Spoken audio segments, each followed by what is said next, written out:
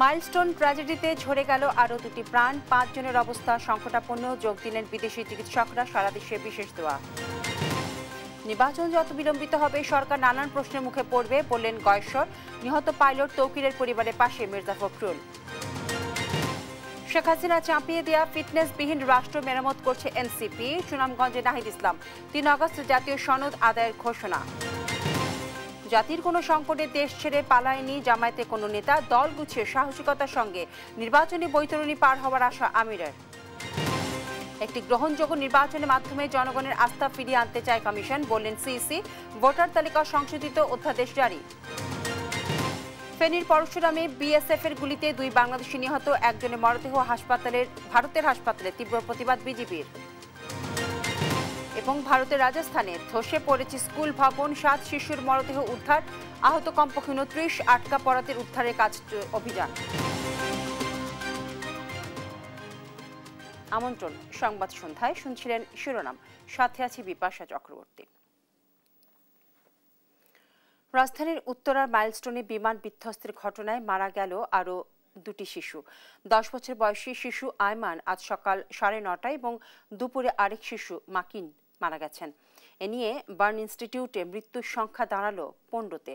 ইনস্টিটিউটের পরিচালক জানালেন, অন্তত 15 জনকে আগামীকাল থেকে রিলিজ দেওয়ার প্রক্রিয়া শুরু হবে। এখনও 5 জনের অবস্থা সংকটাপন্ন। আরও জানাচ্ছেন সাবরিনা মজুমদার। দগ্ধ শরীর নিয়ে দাদাবাড়ি যাচ্ছে ছোট্ট শিশু আইমান। তবে কে জানতো এটি হবে তার শেষ যাত্রা। 10 বছর বয়সী শিশুটির যুদ্ধ বিমান বিধ্বস্তের মর্মান্তিক দুর্ঘটনায় শরীরের 45% দগ্ধ হয়ে যায়। 4 দিন মৃত্যুর সাথে লড়াই করে শুক্রবার সকাল 9:30টার কাছাকাছি সময়ে মৃত্যুবরণ করে এই শিশুটি।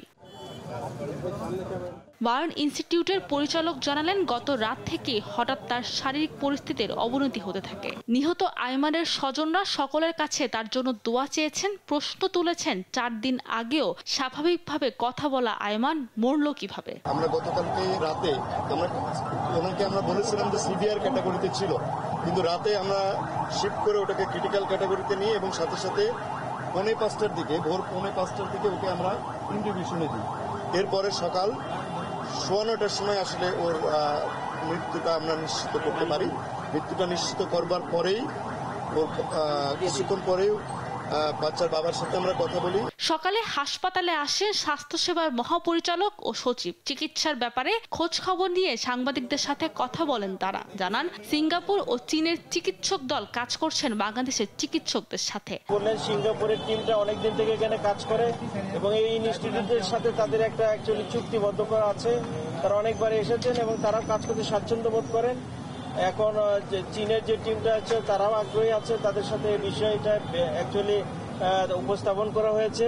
বিদেশে পাঠিয়ে উন্নত চিকিৎসা দেওয়ার বিষয়ে প্রশ্ন করলে বার্ন ইনস্টিটিউটের পরিচালক জানান, বিদেশ থেকে আসা চিকিৎসকরাও এমন পরামর্শ দেননি। আমরা একটা রোগীকে দেশের বাইরে নিব কিনা বা যে হসপিটালে যাবে তাদের মতামতটা কিন্তু অত্যন্ত গুরুত্বপূর্ণ। তারা নিয়ে এই রোগীটাকে ভালো করতে পারবেন কিনা সেই মতামতের ভিত্তিতেই কিন্তু করা হয়। অনেকের অবস্থা উন্নতির দিকে আগামীকাল থেকে অন্তত 15 জনকে রিলিজ দেওয়ার প্রক্রিয়া শুরু করবেন তারা। সাবরিনা মজুমদার, দেশ টিভি, ঢাকা। একটি স্বপ্নভঙ্গের ট্র্যাজেডি যেন নামিয়ে এনেছে অকাল মৃত্যুর আর শোকের ছায়া। উত্তরা দিয়াবাড়ি বিমান দুর্ঘটনায় প্রাণ হারানো শিশু রাইসা এবং মাহিয়া এবং অভিভাবক লামিয়া আর আফসানার দাফন সম্পন্ন হয়েছে কান্না এবং শোকাবহ পরিবেশে। মাইলস্টোন স্কুল অ্যান্ড কলেজের ছাত্রছাত্রী এবং অভিভাবকদের প্রাণহানিতে শোকস্তব্ধ দেশজুড়ে মানুষ। আরও জানাচ্ছেন মাহবুব তামিম। শুক্রবার সকালে ফরিদপুরের আলফাডাঙ্গার বজরা ঈদগাহ ময়দানে জানাজা শেষে দাফন করা হয় মাইলস্টোন স্কুল অ্যান্ড কলেজের 3য় শ্রেণীর শিক্ষার্থী রাইসা মনিকে। মাত্র 11 বছরের সন্তানকে হারানোর বেদনায় ভেঙে পড়েছেন তার বাবা মা, পাশাপাশি কান্নায় ভেঙে পড়েছে পুরো গ্রাম। তার লাশ পৌঁছানোর পর থেকেই এলাকার যে জনগণ, শোকাহত জনগণ, তারা সারিবদ্ধভাবে তার শেষ মুখটা দর্শনের জন্য হুমড়ি খেয়ে পড়ছে। ডিএনএ টেস্ট করছে। ডিএনএ টেস্ট করার পরে এই বিগত 4 দিন পরে আমরা গতকালকে পেয়েছি। আজকে তারে আমাদের গ্রামের বাড়ি আমাদের গ্রাম্য যে কবরস্থান আছে সেখানে তাকে শায়িত করা হবে। চিকিৎসাধীন অষ্টম শ্রেণীর শিক্ষার্থী মাহিয়া তাসনিম বৃহস্পতিবার বিকেলে জাতীয় বার্ন ইনস্টিটিউটে মারা যান। শুক্রবার সকালে তার মরদেহ নিয়ে যাওয়া হয় মেহেরপুরের মুজিবনগরের জয়পুর গ্রামে। শুক্রবার সকাল 8টায় জানাজা শেষে দাফন সম্পন্ন হয় তার নানা বাড়ির কবরস্থানে।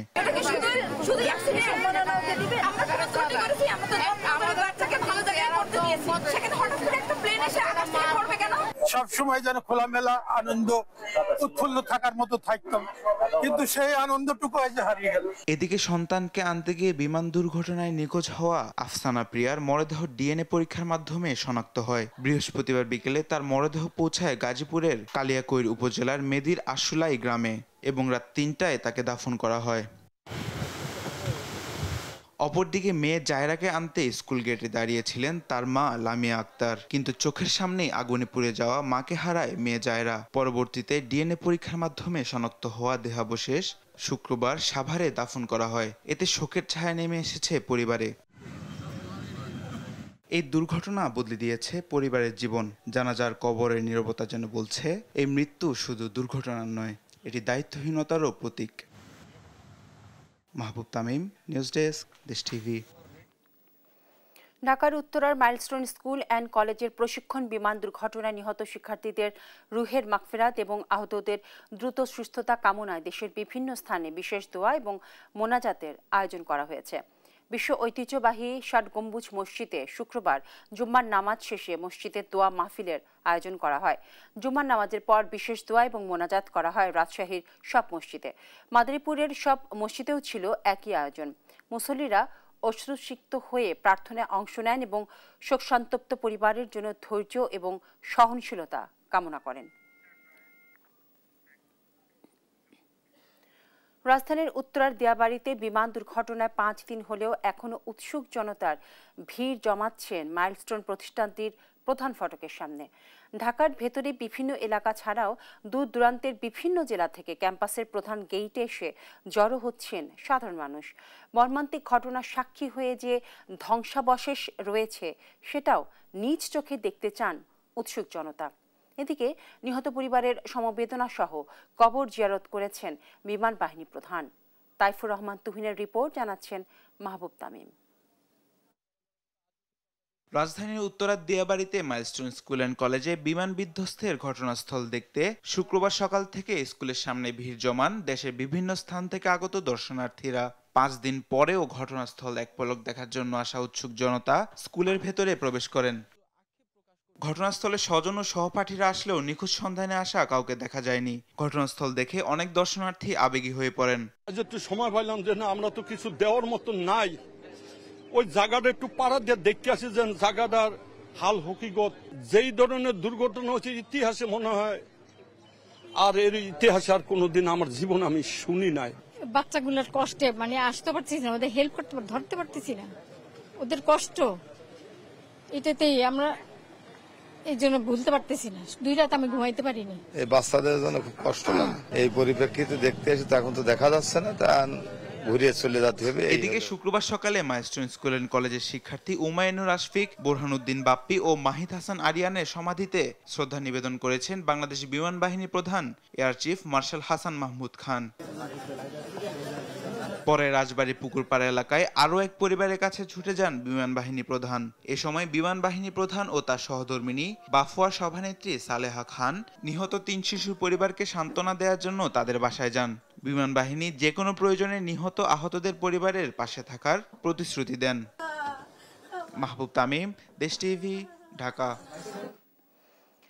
দেশের সাম্প্রতিক ঘটনা এবং আইন শৃঙ্খলা পরিস্থিতির অবনতির সাথে নির্বাচনে কোনো সম্পর্ক নেই বলে মনে করে বিএনপি। দলটির নেতারা বলছেন, জাতীয় ঐক্যের কাছে সব ষড়যন্ত্র নস্যাৎ হবে, সফল হবে না নির্বাচন পেছানোর ষড়যন্ত্র। তারা আরও বলছেন, অভিজ্ঞতার অভাবে নানান বিতর্কে জড়িয়ে পড়ছে অন্তর্বর্তীকালীন সরকার। আরও জানাচ্ছেন নিয়াজ মোরশেদ। শুক্রবার সকালে উত্তরার দিয়াবাড়িতে মাইলস্টোন দুর্ঘটনায় নিহত 3য় শ্রেণীর শিক্ষার্থী নুসরাত জাহান আনিকার পরিবারের সঙ্গে সাক্ষাৎ করেন বিএনপির স্থায়ী কমিটির সদস্য গয়েশ্বর চন্দ্র রায়। এই সময় তিনি অন্তর্বর্তী সরকারের সমালোচনা করে বলেন, তাদের কার্যক্রম দৃশ্যমান নয়।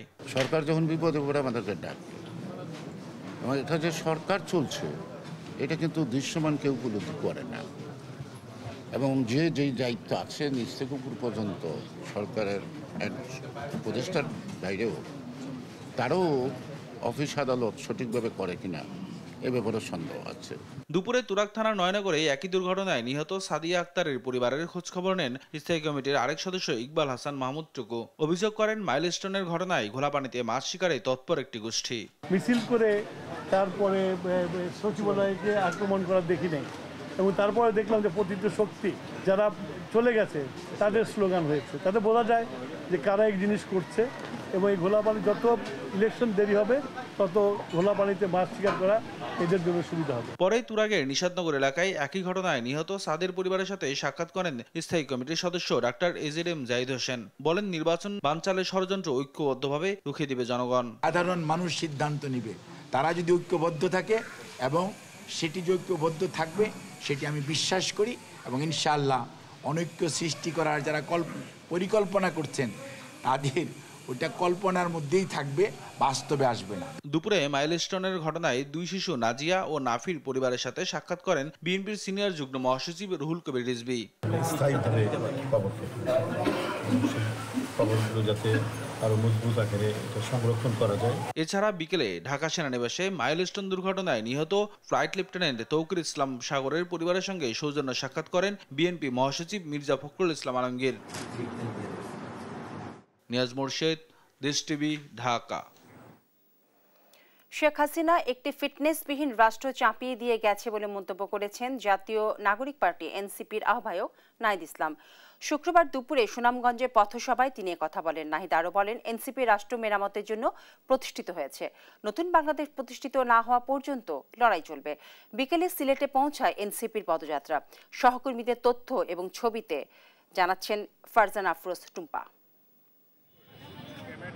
জুলাই পদযাত্রায় শুক্রবার সুনামগঞ্জে শহীদ পরিবারের সদস্যদের খোঁজখবর নেন এনসিপি নেতারা। দুপুরে শহরের কেন্দ্রীয় মডেল জামে মসজিদে জুমার নামাজ শেষে সেখান থেকে পদযাত্রা শুরু করেন। শহর ঘুরে আলফাত স্কয়ারে হয় পথসভা।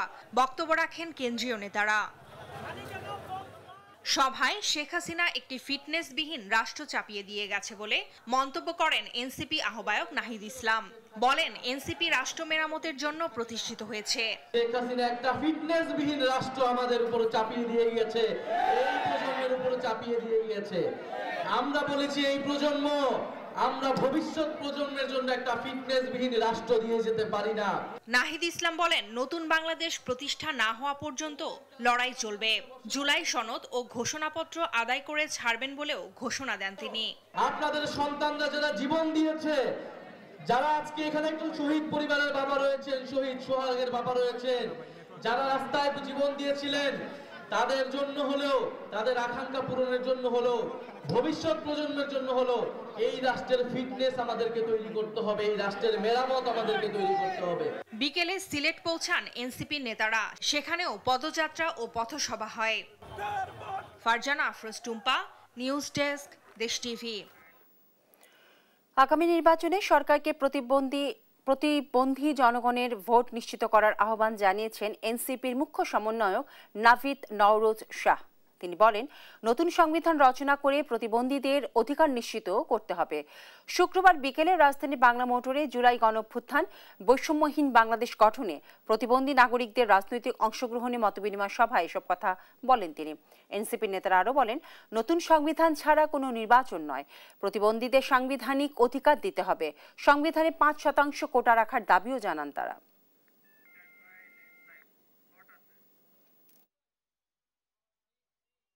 আমরা নতুন সংবিধান ছাড়া এই বাংলাদেশের কোন প্রতিবন্ধী মানুষ, আমরা কোন নির্বাচন কেন, কোন সরকার কেন মানবে না। সেই সংবিধানে আমরা আমাদের প্রতিবন্ধী ব্যক্তিদের কথা সুস্পষ্ট আকারে দেখতে চাই। 1,80,00,000 মতো জনগোষ্ঠী প্রতিবন্ধকতার শিকার। আমরা মনে করি আপনাদের জন্য সংসদীয় আসন, ন্যূনতম 10টা সংসদীয় আসন আপনারা। দর্শক, জাতীয় বার্ন ইনস্টিটিউটে রয়েছেন আমাদের সহকর্মী সাদ আহমেদ। আমরা সরাসরি যুক্ত হচ্ছি তার সাথে। সাদ, দগ্ধদের চিকিৎসার বিষয়ে নতুন আর কি কি তথ্য রয়েছে আপনার কাছে? আমি এখন দাঁড়িয়ে আছি জাতীয় বার্ন ইনস্টিটিউটে। যেমনটি আপনারা জানেন যে গত 21 জুলাই যে মর্মান্তিক বিমান দুর্ঘটনা ঘটে, সেই বিমান দুর্ঘটনার 4 দিন পেরিয়ে গেল, এখনও কিন্তু লাশের সারিতে যুক্ত হচ্ছে নতুন নতুন নাম। আমি যদি একটু বলতে চাই, আজ সকাল 9:30টার দিকে কিন্তু আইমান নামের 10 বছরের চতুর্থ শ্রেণীর একজন শিক্ষার্থীর মৃত্যু হয়। সেই সঙ্গে দুপুর 1টার দিকে মাকিন সরকার নামে কিন্তু আরও একজন শিক্ষার্থীর মৃত্যু হয় এই জাতীয় বার্ন ইউনিটে, এবং এই নিয়ে এখানকার জাতীয় বার্ন ইউনিটের মৃত্যুর সংখ্যা কিন্তু দাঁড়িয়েছে 15 জনে, এবং ঢাকা মেডিকেল যে বার্ন ইউনিট রয়েছে সেখানে কিন্তু একজনের মৃত্যুর খবর নিশ্চিত হয়ে গেছে। এবং আমি যদি একটু বলতে চাই যে আজ দুপুরে প্রধান উপদেষ্টার যে ভেরিফাইড ফেসবুক পেজ রয়েছে সেখানে কিন্তু 32 জনের মৃত্যুর খবর নিশ্চিত করা হয়েছে, এবং এরপর যেহেতু দুপুর 1টার পরে মাকিন সরকার নামে আরও একজন শিক্ষার্থীর মৃত্যু হয়, তাই বলা যায় যে এই নিয়ে মৃত্যুর সংখ্যা দাঁড়িয়েছে 33 জনে, এবং প্রায় অর্ধশতাধিক আহত কিন্তু বিভিন্ন হাসপাতালে চিকিৎসাধীন রয়েছেন। এবং আমরা ইতিমধ্যেই আপনারা জানেন যে বিদেশ থেকে কিন্তু বিশেষজ্ঞ দল তারা কিন্তু এসে ঢাকায় পৌঁছেছেন, এবং আজ কিন্তু সিঙ্গাপুর এবং যে চীনের যে চিকিৎসক দল রয়েছেন তারা কিন্তু চিকিৎসা তত্ত্বাবধানে রয়েছেন, এবং সরকারের তরফ থেকে বলা হয়েছে কিন্তু সব ধরনের খরচ থেকে শুরু করে সব ধরনের সুযোগ সুবিধা কিন্তু তাদেরকে দেওয়া হবে, এমনটাই কিন্তু আমরা জানতে পেরেছি। এবং আরও একটি বিষয় বলে রাখি যে নিহত মাকিন সরকারের বাড়ি কিন্তু গাজীপুরের কোনাপাড়া এলাকায় কিন্তু তার গ্রামের বাড়ি, এবং যিনি আরও একজন শিক্ষার্থী, চতুর্থ শ্রেণীর শিক্ষার্থী যিনি আইমান, তার গ্রামের বাড়ি কিন্তু শরীয়তপুরে। তো এভাবেই কিন্তু আসলে যারা অগ্নিদগ্ধ হয়েছেন, যাদের শরীরের বেশিরভাগ পুড়ে গিয়েছে, তারাই কিন্তু আসলে এই যে মৃত্যুর মিছিল, অর্থাৎ মৃত্যুর মিছিলের নতুন নতুন নাম কিন্তু তাদেরই যুক্ত হচ্ছে। কেননা আমরা জানি যে যিনি আয়মান রয়েছিলেন তার কিন্তু শরীরের 45% পুড়ে গিয়েছিল, এবং যিনি মাকিন সরকার তার কিন্তু প্রায় 70% পুড়ে গিয়েছে। এবং চিকিৎসকরা যেটি জানিয়েছে, তো এই যাদের আসলে শরীরের অতিরিক্ত অংশগুলো পুড়ে যায় তাদেরকে আসলে বাঁচানোটা কষ্টসাধ্য হয়ে পড়ে, এমনটি কিন্তু চিকিৎসকরা আমাদেরকে জানিয়েছেন। তো এই ছিল আসলে জাতীয় বার্ন ইউনিট থেকে আমার কাছে সর্বশেষ। সাদ, আপনাকে ধন্যবাদ। দর্শক, আমাদের সহকর্মী সাদ আহমেদ আছেন জাতীয় বার্ন ইনস্টিটিউটে, সেখান থেকে দগ্ধদের চিকিৎসার নতুন তথ্য আমাদেরকে জানাচ্ছিলেন।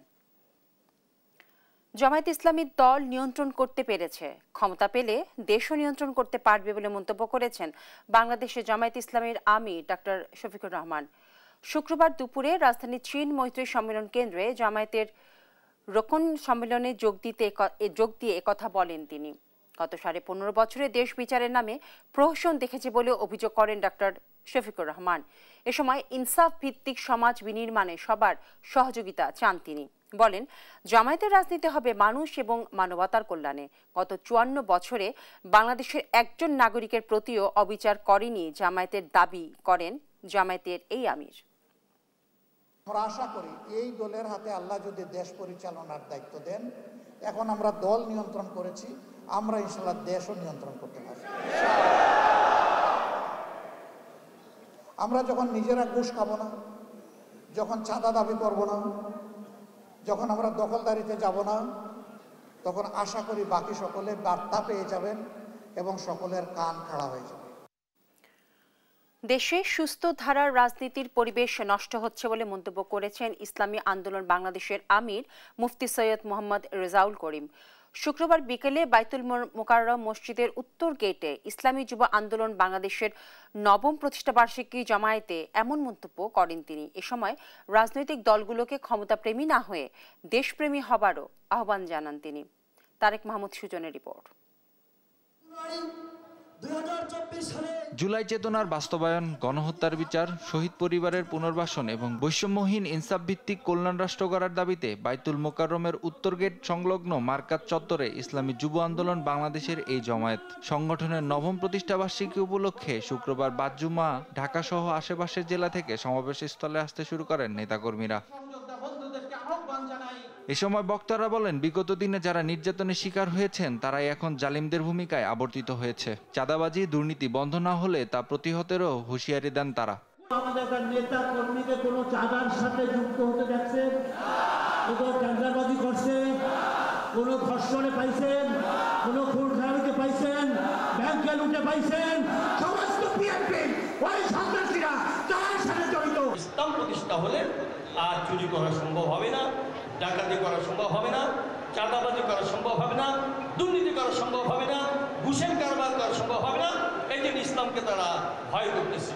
নতুন ফ্যাসিবাদ মাথাচাড়া দেওয়ার চেষ্টা করছে উল্লেখ করে বক্তারা জানান, বৈষম্যহীন বাংলাদেশ গড়তে ও ফ্যাসিবাদ নির্মূলে আগামী নির্বাচনে পিআর পদ্ধতির বিকল্প নেই। দেশে জাতিসংঘের মানবাধিকার কার্যালয় প্রতিষ্ঠারও বিরোধিতা করেন তারা। যারা নব্য স্বৈরাচার হিসেবে মাথা গজিয়ে উঠতে চান, স্মরণ করিয়ে দিতে চাই, আমাদের নেতার আমাদের প্রতি নির্দেশ রয়েছে, চান্দাবাজ ভয়া খাম্বার সাথে বাইরে রাখবা। আমরা সুস্পষ্ট ভাবে আজকের যুব জামায়াত থেকে জানিয়ে দিতে চাই, ইসলামী যুব আন্দোলন বাংলাদেশ আগামীর সুন্দর উন্নত বৈষম্যহীন কল্যাণ রাষ্ট্র গড়বার জন্য সর্বোচ্চ ত্যাগ স্বীকার করতে প্রস্তুত রয়েছে।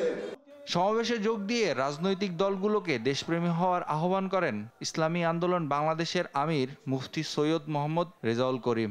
যুবকদেরকে বলবো, তোমরা যদি আজকে ন্যায়ের পক্ষে অন্যায়ের প্রতিবাদে আওয়াজ তুলতে পারো, তাহলে আল্লাহর রহমতে, আল্লাহর খাস মেহেরবানিতে এই দেশ একটা সুন্দর দেশে পরিণত হবে ইনশাআল্লাহ।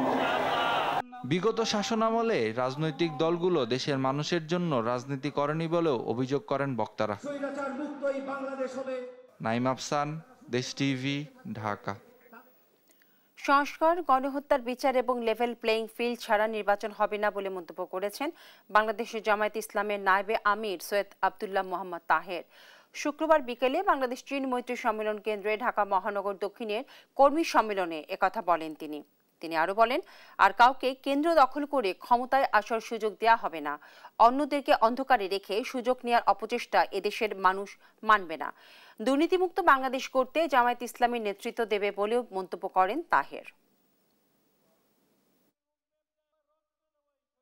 আগামী নির্বাচনকে চ্যালেঞ্জ হিসেবে গ্রহণ করে আমরা বিপুল মেজরিটি মানুষের সমর্থন নিয়ে একটি আদর্শ কল্যাণ রাষ্ট্র গঠনের জন্য, একটি ঐক্যবদ্ধ দেশ গড়ার জন্য আমরা সেভাবে নির্বাচনকে আমাদের পক্ষে আনার চেষ্টা করব।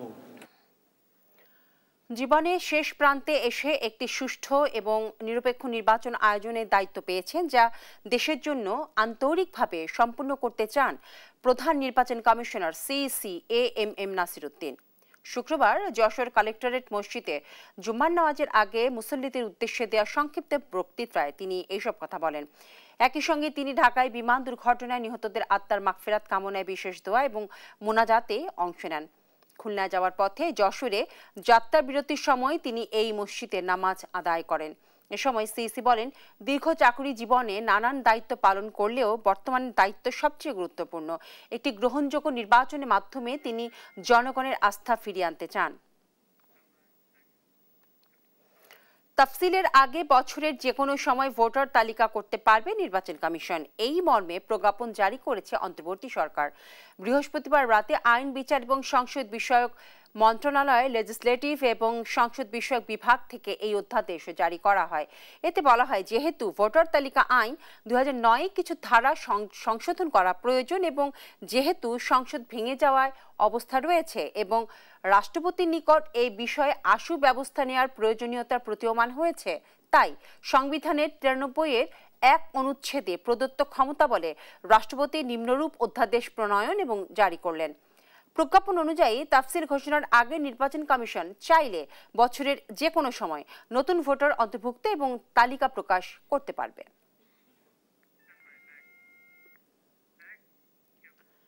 যারা সরকারের রাজস্ব ফাঁকি দিবে তাদের ছাড় দেওয়া হবে না বলে জানিয়েছেন জাতীয় রাজস্ব বোর্ডের চেয়ারম্যান মোহাম্মদ আব্দুর রহমান খান। শুক্রবার দুপুরে চট্টগ্রাম কাস্টমস হাউসে কর্মকর্তা এবং C&F অ্যাসোসিয়েশনের নেতৃবৃন্দদের সাথে মতবিনিময় সভায় তিনি এই মন্তব্য করেন। এ সময় তিনি বলেন, যারা দেশের অর্থনীতির ক্ষতি করবে, জনগণের সঙ্গে প্রতারণা করবে, তাদের বিরুদ্ধে শক্ত অবস্থানে থাকবে NBR। কাস্টমস ম্যানেজমেন্টের জন্য নতুন সফটওয়্যার তৈরি করা হচ্ছে।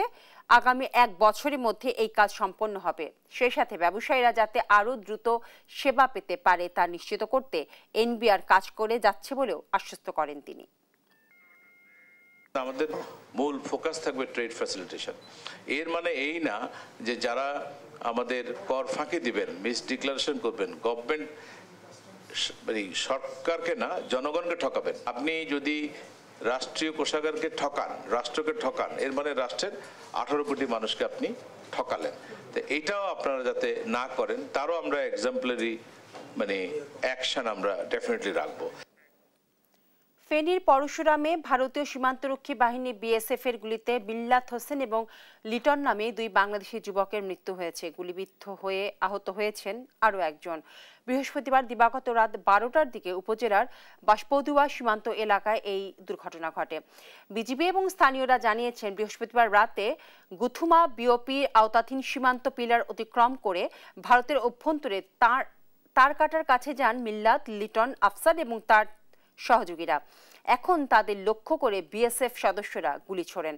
পরে গুরুতর আহত অবস্থায় তাদের উদ্ধার করে হাসপাতালে নিলে মিল্লাত এবং লিটনের মৃত্যু হয়। এই বিষয়ে বিজিবি লিখিত প্রতিবাদ জানাবে বলেছেন ফেনী ব্যাটালিয়ন অধিনায়ক লেফটেন্যান্ট কর্নেল মোহাম্মদ মোশাররফ হোসেন। আমরা তদন্ত করে জানতে পারি 3 জন বাংলাদেশি নাগরিক তারা সীমান্ত লাইন ক্রস করে ভারতে যায় এবং অপরদিকে ভারতীয় চোরা কারবারিরাও সেখানে জড়িত হয় মালামাল চোরা কারবারি মালামাল পাচার করার জন্য, এবং এক পর্যায়ে বিএসএফ গুলি ওপেন করে, এতে করে উভয় পক্ষ ইনজুর্ড হয় এবং বাংলাদেশ সাইডে দুঃখজনকভাবে চিকিৎসা নিতে যাওয়ার সময় পথিমধ্যেই মৃত্যুবরণ করে। আরেকজন চট্টগ্রামে চিকিৎসাধীন আছে, আরেকজন পলাতক আছে এবং আমরা তার পরিচয় নিশ্চিত হওয়ার জন্য চেষ্টা করছি। রাজধানী মোহাম্মদপুরে ছিনতাইয়ের ঘটনায় দায়িত্বে অবহেলার অভিযোগে 4 পুলিশ সদস্যকে সাময়িক বরখাস্ত করা হয়েছে। শুক্রবার দুপুরের দিকে ডিএমপি তেজগাঁও বিভাগ বিষয়টি নিশ্চিত করেছে। এর আগে বৃহস্পতিবার দিবাগত রাতে মোহাম্মদপুর থানা থেকে মাত্র 3 মিনিট হাঁটার দূরত্বে আহমেদ ওয়াদুদ নামে এক সাংবাদিককে চাপাতি দিয়ে আঘাত করে তার কাছে থাকা মানিব্যাগ এবং মোবাইল ফোন কেড়ে নেয় ছিনতাইকারীরা। পরে 5 মিনিটের মধ্যেই মোহাম্মদপুর থানায় গিয়ে বিষয়টি দায়িত্বরত পুলিশ সদস্যদের জানান, কিন্তু পুলিশ সদস্য দায়িত্ব অবহেলা করেছেন বলে দাবি করেন আহমেদ ওয়াদুদ। এ ব্যাপারে আহমেদ ওয়াদুদ ফেসবুকে একটি দীর্ঘ স্ট্যাটাস দেন। সেখানে ঘটনার বিবরণ তুলে ধরেন, যা কিছুক্ষণের মধ্যেই ছড়িয়ে পড়ে সোশ্যাল মিডিয়ায়। এদিকে ছিনতাইয়ের ঘটনায় পুলিশ অভিযান চালিয়ে ইতিমধ্যেই মোবাইল ফোনটি উদ্ধার করেছে। আটক করা হয় অভিযুক্ত 3 জনকে। বাংলাদেশ ব্যাংকের তথ্য অনুযায়ী বৈদেশিক মুদ্রার রিজার্ভ এখন $30 বিলিয়ন। বৃহস্পতিবার দিন শেষে 30 বিলিয়ন বা 3000 কোটি ডলারে দাঁড়িয়েছে দেশের মোট বৈদেশিক মুদ্রার মজুদ বা রিজার্ভ। তবে আন্তর্জাতিক মুদ্রা তহবিল IMF হিসাব পদ্ধতি BPM6 অনুযায়ী রিজার্ভ $24.99 বিলিয়ন। গত 30 জুন বৈদেশিক মুদ্রার রিজার্ভ ছিল $31.72 বিলিয়ন। সেই হিসেবে 24 দিনের ব্যবধানে মোট রিজার্ভ কমেছে প্রায় $1.72 বিলিয়ন। এদিকে দেশে প্রবাসী আয় প্রবাহ এবং রপ্তানি আয় বৃদ্ধি এবং তার বিপরীতে আমদানি কম থাকায় ডলারের চাহিদা কমেছে।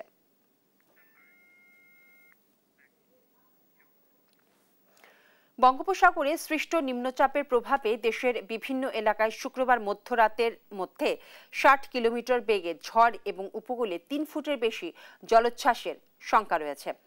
শুক্রবার বিকেলে অভ্যন্তরীণ নদী বন্দরের জন্য দেওয়া সতর্ক বার্তায় এই তথ্য জানানো হয়। এতে বলা হয় বিকেল 4টা থেকে দিবাগত রাত 1টার মধ্যে ফরিদপুর, মাদারীপুর, যশোর, কুষ্টিয়া, খুলনা, কুমিল্লা এবং নোয়াখালীর ওপর দিয়ে দক্ষিণ পূর্ব এবং পূর্ব দিক থেকে ঘন্টায় 45 থেকে 60 কিলোমিটার বেগে অস্থায়ীভাবে দমকা এবং ঝোড়ো হাওয়া সহ বৃষ্টি হতে পারে। এসব এলাকার নদী বন্দরকে 1 নম্বর সতর্ক সংকেত দেখাতে বলা হয়েছে। এদিকে নিম্নচাপটি শুক্রবার উপকূল অতিক্রম করার কথা রয়েছে।